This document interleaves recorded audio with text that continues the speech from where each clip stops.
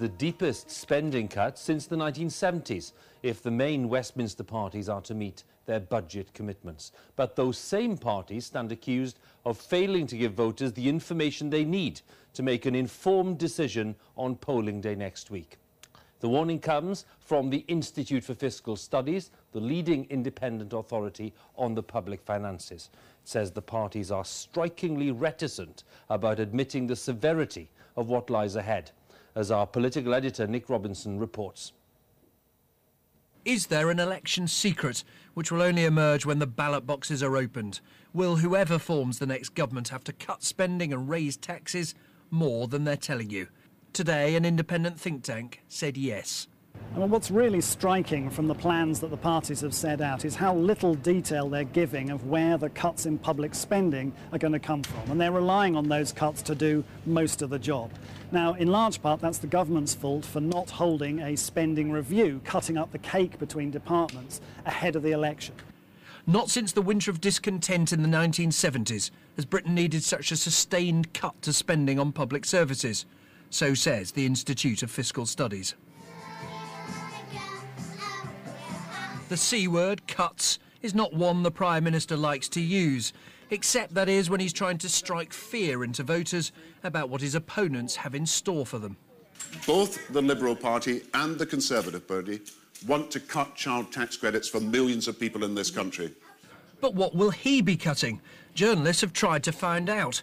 This was on Friday. Would you like to tell the electorate the scale of the spending cuts that you will introduce if you're re-elected, and to give the public some indication of what they will mean for ordinary families? £11 billion of efficiency savings by 12-13.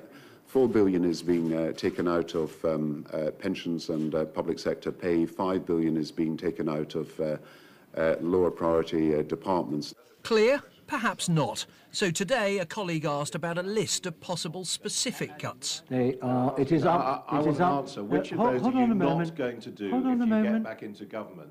Because I think people are getting fed up. If you give us a chance, if you give us a... I want you to answer the question. Labour point out that they have dared to raise taxes before an election. Hi Patrick, very nice to see you. This is Brooke. How you doing? David Cameron once spoke of an age of austerity. His big idea now is the big society, which Labour claims is merely code for cuts. There was a stabbing in a school playground. Today, the Tory leader revealed that the actress Brooke Kinsella, whose brother Ben was stabbed to death in 2008, was to become an advisor on the funding of youth groups.